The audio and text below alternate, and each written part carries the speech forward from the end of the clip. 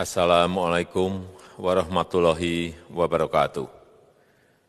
Bapak, Ibu, saudara-saudara sebangsa setanah air, pagi tadi saya telah memimpin rapat terbatas secara virtual tentang Undang-Undang Cipta Kerja bersama jajaran pemerintah dan para gubernur. Dalam undang-undang tersebut terdapat 11 klaster yang secara umum bertujuan untuk melakukan reformasi struktural dan mempercepat transformasi ekonomi.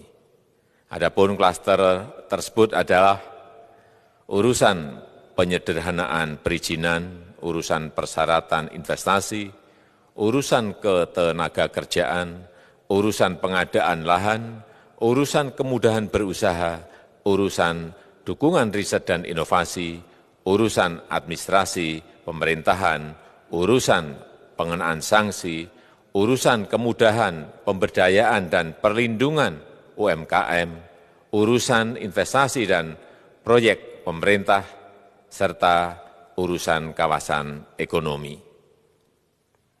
Dalam rapat terbatas tersebut, saya tegaskan mengapa kita membutuhkan Undang-Undang Cipta Kerja. Pertama, setiap tahun ada sekitar 2,9 juta penduduk usia kerja baru, anak muda yang masuk ke pasar kerja, sehingga kebutuhan atas lapangan kerja baru sangat-sangat mendesak. Apalagi di tengah pandemi, terdapat kurang lebih 6,9 juta pengangguran dan 3,5 juta pekerja terdampak pandemi COVID-19. Dan sebanyak 87% dari total penduduk bekerja memiliki tingkat pendidikan setingkat SMA ke bawah, di mana 39% berpendidikan sekolah dasar.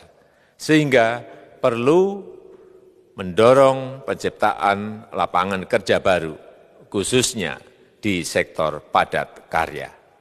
Jadi, Undang-Undang Cipta Kerja bertujuan untuk menyediakan lapangan kerja sebanyak-banyaknya bagi para pencari kerja serta para pengangguran. Kedua, dengan Undang-Undang Cipta Kerja akan memudahkan masyarakat, khususnya usaha mikro kecil, untuk membuka usaha baru. Regulasi yang tumpang tindih dan prosedur yang rumit dipangkas. Perizinan usaha untuk usaha mikro kecil, UMK, tidak diperlukan lagi, hanya pendaftaran saja. Sangat simpel. Pembentukan PT atau perseroan terbatas juga dipermudah. Tidak ada lagi pembatasan modal minimum. Pembentukan koperasi juga dipermudah.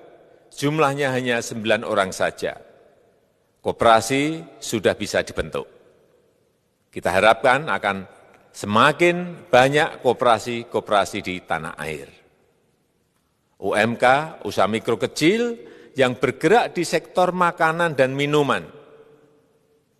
Sertifikasi halalnya dibiayai pemerintah, artinya gratis. Izin kapal nelayan penangkap ikan misalnya, hanya ke unit kerja Kementerian KKP saja. Kalau sebelumnya harus mengajukan ke Kementerian KKP, Kementerian Perhubungan, dan instansi-instansi yang lain. Sekarang ini cukup dari unit di Kementerian KKP saja. Ketiga, Undang-Undang Cipta Kerja ini akan mendukung upaya pencegahan dan pemberantasan korupsi. Ini jelas karena dengan menyederhanakan, dengan memotong, dengan mengintegrasikan ke dalam sistem perizinan secara elektronik, maka pungutan liar, pungli dapat dihilangkan. Namun, saya melihat adanya unjuk rasa penolakan Undang-Undang Cipta Kerja yang pada dasarnya dilatar belakangi oleh disinformasi mengenai substansi dari undang-undang ini dan hoax di media sosial. Saya ambil contoh, ada informasi yang menyebut tentang penghapusan UMP, upah minimum provinsi, UMK, upah minimum kota kabupaten, UMSP, upah minimum sektoral provinsi. Hal ini tidak benar, karena faktanya upah minimum regional, UMR, tetap ada. Ada juga yang menyebutkan bahwa upah minimum dihitung per jam. Ini juga tidak benar. Tidak ada perubahan dengan sistem yang sekarang. Upah bisa dihitung berdasarkan waktu dan berdasarkan hasil. Kemudian adanya kabar yang menyebutkan bahwa semua cuti sakit, cuti kawinan, cuti khitanan, cuti baptis, cuti kematian, cuti melahirkan, dihapuskan. Dan tidak ada kompensasinya. Saya tegaskan juga ini tidak benar. Hak cuti tetap ada dan dijamin. Kemudian apakah perusahaan bisa mem-PHK kapanpun secara sepihak? Ini juga tidak benar. Yang benar, perusahaan tidak bisa me-PHK secara sepihak.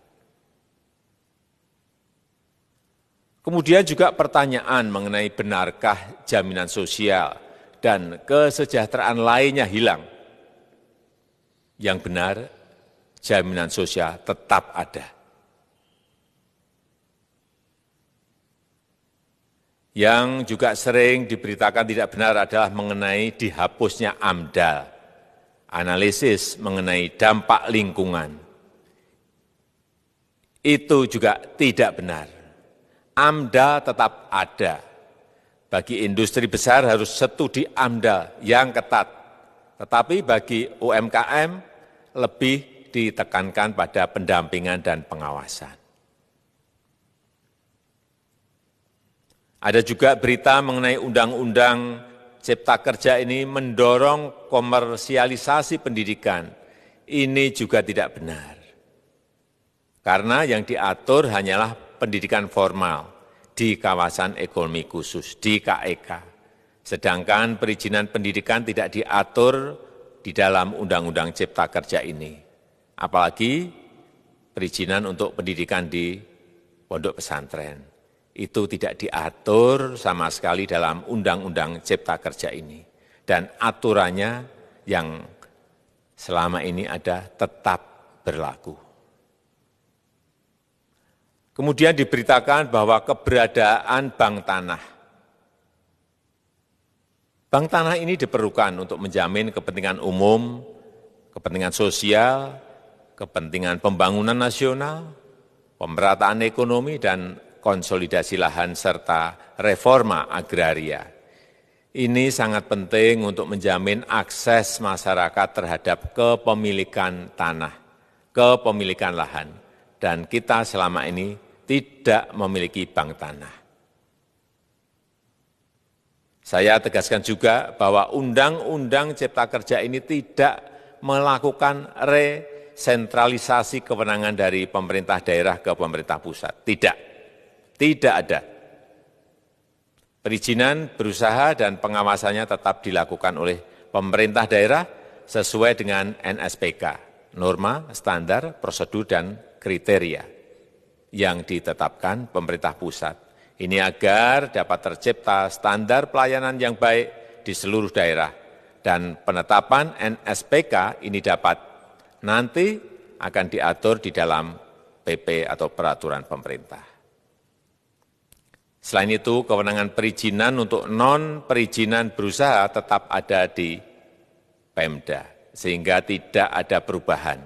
Bahkan kita melakukan penyederhanaan, melakukan standarisasi jenis dan prosedur berusaha di daerah.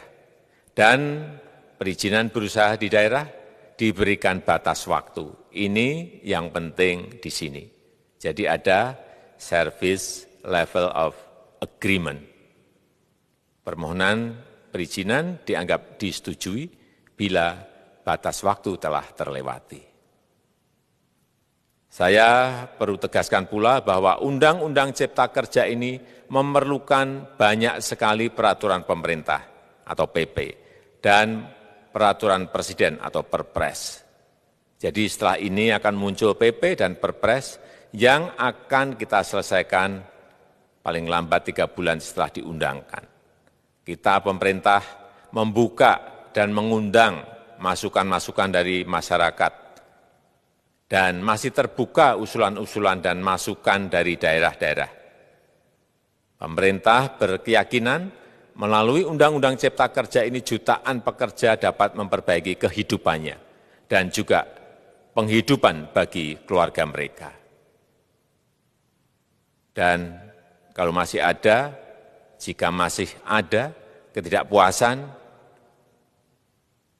terhadap Undang-Undang Cipta Kerja ini, silahkan mengajukan uji materi atau judicial review melalui MK, Mahkamah Konstitusi.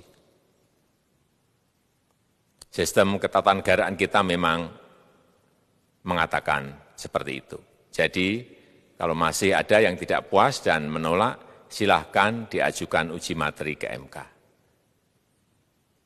Saya rasa itu yang bisa saya sampaikan pada kesempatan yang baik ini. Terima kasih. Wassalamualaikum warahmatullahi wabarakatuh.